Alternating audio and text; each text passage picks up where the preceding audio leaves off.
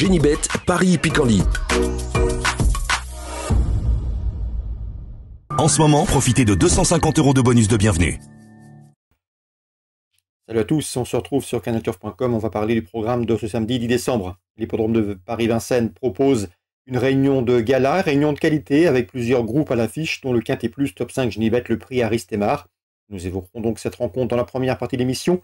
J'aurai ensuite différents coups de cœur à vous transmettre, que ce soit pour Vincennes, mais également pour Angers en réunion 2. On commence donc par le Quintet Plus Top 5 Genibet. Je vous invite également à liker, partager cette émission. Vous en avez désormais l'habitude, c'est possible et c'est gratuit, et ce quotidiennement. Pour ce quintet estampillé groupe 2, le prix Aristémar qui s'adresse uniquement aux pouliches, j'aime beaucoup le numéro 14, Inoubliable. Elle fait sans conteste partie des meilleures de sa promotion. Elle l'a prouvé à maintes reprises. D'ailleurs, 6 de ses 8 victoires ont été obtenues au niveau groupe. Elle vient de se classer 3e du prix Marcel Laurent face au mâle. Et à mon avis, ici, elle s'annonce redoutable. Elle est au mieux. Et ne devrait pas décevoir le 14 Inoubliable. À mon avis, c'est une bonne base de jeu pour le tiercé, tout comme le numéro 12 Idil Speed. Elle aussi n'a plus à faire ses preuves au plus haut niveau. D'ailleurs, elle avait remporté le Critérium des 3 ans à pareille époque l'an dernier. Et ce, donc, face au mâle. C'est une jument de premier plan. Le seul bémol, c'est qu'elle n'a pas été revue depuis le mois de septembre. Mais faisons confiance à son mentor pour l'avoir amenée au mieux pour ce bel engagement pour elle. La course étant réservée aux femelles de sa promotion, le 12 Idil Speed. Attention également au numéro 13, Inma Rosa, qui elle aussi n'a plus à faire ses preuves à ce niveau de compétition. C'est vrai qu'elle n'a pas gagné depuis le mois de mars, mais sachez qu'elle a des références sérieuses. Deuxième de groupe 2 derrière Inoubliable, deuxième également du Critérium des 4 ans, remporté par Italiano Vero. Avec elle, c'est une affaire de parcours, il est préférable de lui masquer l'effort. Si tel est le cas, elle va finir très vite et pourrait bien même mettre tout le monde d'accord. 14, 12 et 13, mes 3 préférés à mon avis. Ces 3-là devraient pouvoir terminer dans le quintet. Ensuite, pour les places, c'est plus ouvert. Je retiendrai le 10 I Love Me, qui m'a bien plu à l'occasion de sa 4e place, obtenue dans un groupe 3 dernièrement. C'était dans le prix de Boissy-Saint-Léger le 20 novembre, confirmation entendue. Le 9 Isla Jet a fait un truc la dernière fois, elle s'est montrée hésitante au départ, elle a perdu du terrain avant de faire le tour du peloton et de s'imposer dans le prix de Picardie, signant au passage une 2e victoire consécutive. J'espère pour elle qu'elle ne va pas concéder autant de terrain ici, ce qui compliquerait sa tâche face à de tels rivales. Mais si elle part correctement, elle a une chance. Le 6 dans cette épreuve, c'est Ivanka de Gilles qui a également bien fait en pareille société. Avec elle, c'est une affaire de sagesse, notamment au départ. Si elle s'élance sur la bonne jambe, elle est compétitive. Le 3 Cash Bank Bidji reste sur 2 disqualifications, mais dans un bon jour, elle est capable d'accompagner quelques-unes des précédentes citées. Et le numéro 11 dans cette épreuve, c'est Imimatra Haem, qui nous vient de Scandinavie. Elle a déjà rivalisé avec les meilleurs de sa promotion en Suède. C'est vrai qu'elle avait échoué pour son unique sortie à Vincennes dans le Grand Prix de l'UET, où elle était devancée notamment par Inoubliable.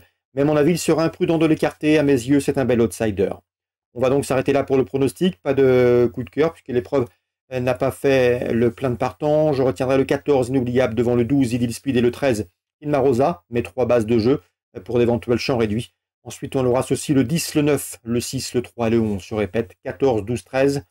Le 10, le 9, le 6, le 3 et le 11. 14, 12, 13, 10, 9, 6, 3 et 11. Excellent jeu à tous.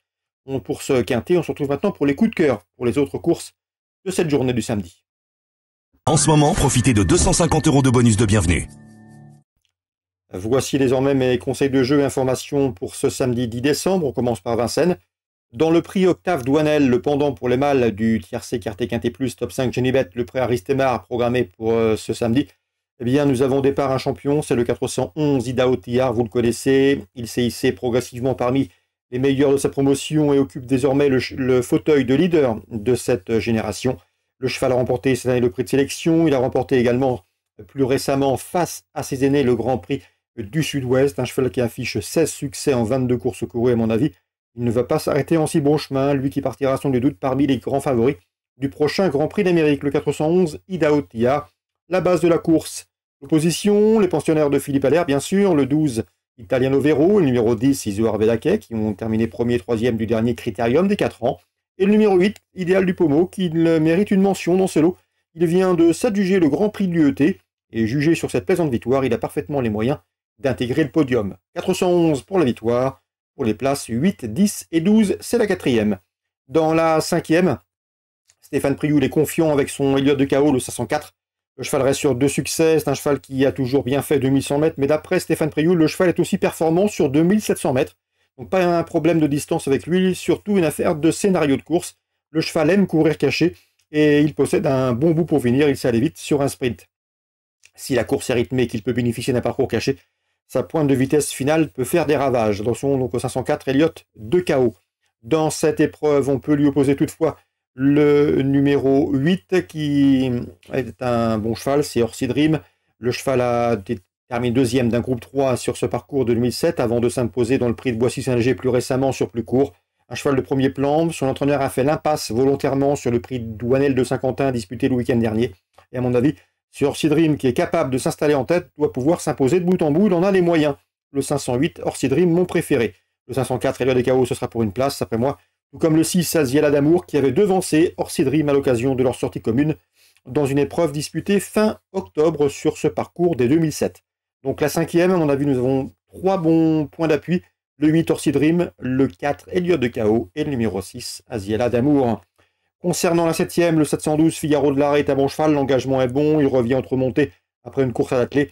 L'opposition est dans ses cordes, il doit pouvoir gagner le 712, Figaro de l'Arrêt. Dans la 8e, j'aime beaucoup le 804, Eurecavri. Il retrouve le parcours de 2100 mètres départ autostart, 2 courses sur ce parcours pour lui, et 2 victoires, une 11-3 et une 11-1. Il a notamment remporté un quintet plus sur ce parcours à l'occasion d'une sortie au mois d'octobre. Le 804 Eurecavri, je l'aime beaucoup, je pense qu'il peut s'imposer également de bout en bout. Voilà donc pour Vincennes. Concernant Angers en Réunion 2, dans la première, Nicolas Paysan présente le 101, c'est Gélacotte qui affiche 2 places de deuxième sur les balais. Il l'aime beaucoup, c'est un cheval qui d'après lui vaut un lot de ce genre, un cheval de qualité qu'il faut suivre. Il peut paraître chargé ici, le poids va jouer contre lui, mais à mon avis il devrait pouvoir répéter. Dans la 4e, sachez qu'Alain Coetil présente le 8, ou Cœur de Brennus, c'est le numéro 9, Hot Day, 2 chances régulières qui doivent pouvoir bien faire dans ce lot au dire de l'écurie. Dans la 5e, le 502 Garrigal s'élancera avec la confiance de son mentor Géry Planck. Le cheval a bien fait dernièrement et il revient sur le steeple. Cheval un peu autoritaire, s'il est bien luné, il est capable de jouer les premiers rôles, on va monter au contact classique. Et il doit pouvoir bien faire dans ce lot. L'entraîneur a confiance, son interview sera disponible à mon avis sur canalturf.com et ce gratuitement. Le 502 Garrigal, bonne chance, si le cheval est décidé, il a un premier rôle à jouer. Dans la 6e, Géry Planck présente le 606 Reaxos, il se voit également une belle chance, mais je lui opposerai toutefois le 603 Battle Wish. J'avais l'occasion de converser dernièrement avec Antoine Coupu, son jockey. Il était confiant à Argentan, le cheval a répondu à ses attentes en se classant 2e. Un cheval qui adore le terrain lourd, il a été gardé pour cette fin de saison, tout comme Reaxos et Garrigal que l'on a évoqué précédemment. Eh bien, le 603 Battle Wish devrait pouvoir confirmer une nouvelle fois. Il est compétitif dans ce genre de tournoi handicap. Donc on résume tout ça pour Angers, Réunion 2 rapidement. Le 101, Nicolas Paysan se voit sur le podium. La 4e, j'aime beaucoup les Coetil 8 et 9. La 5e, le 502 Garrigal. S'il est décidé, c'est un cheval autoritaire, il est capable de s'imposer. Dans la 6e, les infos nous proviennent d'Alain Coetil et Géry Planck avec le 3, Battle Wish, et le 6, c'est Regaxos. Voilà pour les infos de ce samedi 10 décembre. Bonjour à tous, rendez-vous demain pour un nouveau programme. Génibet, Paris Picardie.